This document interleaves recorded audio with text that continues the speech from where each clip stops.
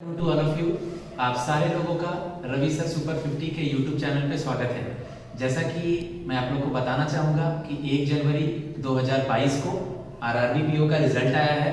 तो आज मैं आप लोगों के सामने एक और सक्सेस स्टोरी के साथ आया हूँ। आज शगुफ्ता नाज जिनका कि सिलेक्शन हुआ है, ये बिहार से हैं, बिहार में गया से हैं। इनका सिलेक्शन आरआरबी पीओ में हुआ है। मैं इनको सबसे पहले कॉन्ग्रेचुलेशन बोलना चाहूँगा और ये अपना इंट्रोडक्शन देंगी और बताएंगी कि यहाँ तक का सफ़र इन्होंने कैसे तय किया है। आप लोग ये वीडियोस धीरे धीरे यूट्यूब पर देखेंगे। सबसे पहले तो मैं सर का थैंक यू बोलना चाहूँगी कि उन्होंने मुझे ये मौका दिया आप सबके सामने बोलने का। मेरा नाम शगुफ्ता नाज है और मैंने बिहार गया की हूँ और मैंने बीटेक किया है इलेक्ट्रॉनिक्स एंड कम्युनिकेशन इंजीनियरिंग से। जैसे कि मैंने बैंकिंग की प्रिपरेशन की थी तो मैं बिहार से ही अपनी तैयारी कर रही थी। उस जब प्रीलिम्स निकलता था, मतलब मेंस नहीं हो पाता था। फिर लास्ट ईयर मेरा आरआरबी पीओ मेंस निकला, मैं इंटरव्यू तक भी पहुंची थी बट एनियो फाइनल में नहीं हो पाया था। तो मैंने फिर देखा Ravi sir super 50 YouTube last year ही, तो मैंने देखा कि ये थोड़ा अच्छा है, इंटरव्यू की प्रिपरेशन करा रहे थे। तो मैंने उन्हीं के थ्रू कांटेक्ट किया और मैं फिर बैच ज्वाइन की। तब जब मैं सुपर 50 में आई तब उस टाइम करीब अप्रैल 2021 में था, तब मैंने ज्वाइन किया सर का सुपर 50। तो प्रीलिम्स सर बहुत अच्छे से प्रैक्टिस करवाते थे। अगर मैं प्रीलिम्स की बात करूं तो सर इतना अच्छा से लाइक इंग्लिश, रीजनिंग और मैथ्स सबका बहुत अच्छे से प्रैक्टिस करवाते थे। पीडीएफ इतना सॉल्व करवाते थे क्योंकि प्रीलिम्स में सबसे ज़्यादा स्पीड की ज़रूरत होती है।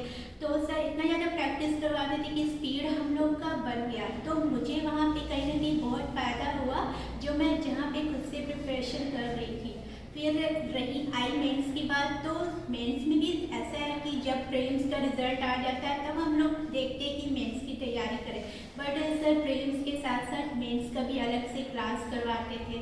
वहाँ पे भी सर मेंस की पीडीएफ सॉल्व करवाते थे क्योंकि मेंस में क्या होता है, हमें कॉन्सेप्चुअल समझना होता है। वहाँ पे स्पीड की उतनी ज़रूरत नहीं होती है, जो कि सर हम लोग को अच्छे से करवाते थे प्रैक्टिस। तो वहाँ पे भी बहुत फ़ायदा मिला मुझे। और हम लोग अप्रैल मई से ही शाम में ऑल्टरनेट एक दिन बीच करके एक दिन मेंस करते थे। यस सर, इवनिंग क्लास भी करवाते थे मेंस की, अल्टरनेट डेज में इवनिंग में। और एक दिन हम लोग रीजनिंग, एक दिन मैथ्स, क्योंकि अगर हम लोग इसका वेट करेंगे कि प्रीलिम्स के बाद हमारा रिजल्ट होगा तब हम मेंस की तैयारी करेंगे, तब तक लेट हो जाता था।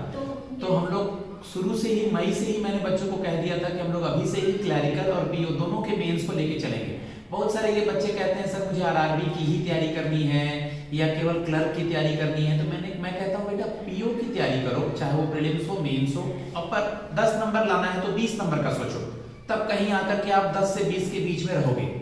तो इन लोगों को मैं एक्स्ट्रा सेशन जीएस का देता था। जीएस में कैसे क्या होता था, क्या एक्स्ट्रा है, कैसे इन लोगों को कंपटीशन जीएस में लगता था, शगुफ्ता आपको खुद बताएंगी। यस सर, जीए के लिए सर बहुत अच्छे से प्रिपरेशन करवाते थे। लाइक हम लोगों को डेली तो रिवीजन देते ही थे करने के लिए। सुपर 50 का सर का एक जीए का अलग होता था और लाइक हर सैटरडे को ना हम लोगों को सर क्विज करवाते थे जिसमें एक ग्रुप बनता था और अलग अलग 4 का ग्रुप बनता था। और उसमें मतलब जो भी जीतता था, मतलब विन करता था, उसमें सर अवार्ड भी देते थे। मतलब ये थोड़ा कहीं ना कहीं हमें मोटिवेट करता था कि हम एक दूसरे से कॉम्पिटेट करके हम जीए कहीं ना कहीं पढ़ लेते थे, ऐसे खुद से नहीं हो पाता था। तो ये सब चीज़ होता था सर के बैच में। और एक एक्सेल सीट बना हुआ है जिस सीट में बच्चा जैसे प्रीलिम्स का टेस्ट दिया तो सबने अपना मार्क्स लिखा, 50-60 बच्चों ने। मेंस में सबने अपना मार्क्स लिखा, उससे ये लोग कंपेयर करते थे कि ये कहाँ स्टैंड कर रहे हैं। यस सर, वो वहाँ पे हमें पता चलता था कि अच्छा हमारा मार्क्स इतना आ रहा है, वो उसका इतना आ रहा है। तो हम भी कोशिश करते थे कि थोड़ा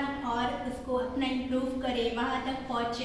तो ये इन्वायरमेंट बहुत अच्छा मिला मुझे सुपर 50 में कि सब स्टूडेंट के साथ मिल के कॉम्पिटेट करके। और इस बार जो मेरा सिलेक्शन हुआ है सबसे ज्यादा हुआ है कोरोना काल के पहले से भी। मैं सोचता था कि ऑनलाइन में उतना फ्रूटफुल रिजल्ट नहीं आएगा, बट बच्चों ने जिस तरह से मैंने पढ़ाया, जिस तरह से इंडिविजुअली सबका शेड्यूल बनवाया करता था, सबके मार्क्स पे, प्रीलिम्स पे, मेंस पे ध्यान दिया करता था, तो ऑनलाइन बहुत सारे बच्चों का, चाहे वो महाराष्ट्र हो, बिहार हो, चाहे वो साउथ इंडिया हो, नॉर्थ ईस्ट हो, आप लोग सक्सेस स्टोरी देखेंगे।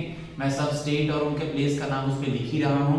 तो शगुफ्ता भी फिलहाल गया में थी। उसके बाद जब इनका मेंस हुआ तब ये मुझसे कांटेक्ट करके इंटरव्यू के लिए फिर दिल्ली आई। अब दिल्ली आकर इन्होंने क्या क्या किया, इंटरव्यू में इनको यहाँ क्या मिला, शगुफ्ता बताएंगे आप। इंटरव्यू लास्ट ईयर लाइक अगर मैं इंटरव्यू दी थी तो उस टाइम मैंने पहला इंटरव्यू था, तब मैं सुपर 50 में दी थी। उस टाइम मुझे कुछ भी एक्सपीरियंस नहीं था तो मेरा उतना अच्छा इंटरव्यू नहीं हो पाया था। बट इस साल जो सर के सुपर 50 में थे, सर ने अलग से मतलब इंटरव्यू का प्रिपरेशन करवाया। सर इतना ज़्यादा आपको तैयारी करवा देते हैं, मतलब कि इतना एफर्ट डालते, इतना मेहनत करते कि इंटरव्यू में बार बार मॉक लेते तो कॉन्फिडेंस अपने आप आ जाता है। ऐसा लगता है कि जब हम रियल इंटरव्यू में दे रहे हैं तो लगता ही नहीं है कि वो मेरा रियल इंटरव्यू है या फिर ऐसा है, मतलब लग रहा है कि हम सिंपल मॉक दे रहे हैं। सर ने बहुत मेहनत किया है इंटरव्यू को लेके और मेरे इंटरव्यू में भी बहुत अच्छा मार्क्स मिला है, उस सारा क्रेडिट सर को ही जाता है।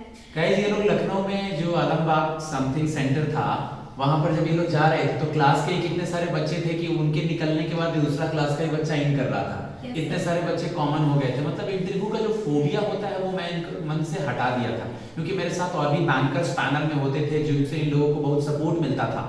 और ऐसा नहीं है गाइस बाहर की तरह कि सर मुझे 2 ही मॉक देंगे 3 ही मॉक देंगे, जब तक मैं सेटिस्फाई नहीं होता हूँ। क्योंकि मैं ये जानता हूँ कि अगर बच्चा प्रीलिम्स और मेंस निकाला है तो उसमें क्वालिटी है, और अगर थोड़ा उसका मैं हेल्प कर दूं और अगर थोड़ा मैं उसका सपोर्ट कर दूं तो उसका जॉब जरूर हो पाएगा।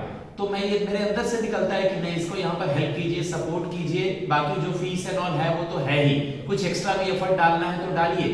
क्योंकि बहुत सारे ऐसे बच्चे हैं प्रीलिम्स में तो रट के पढ़ के निकाल लेते हैं लेकिन वो बोल नहीं पाते हैं।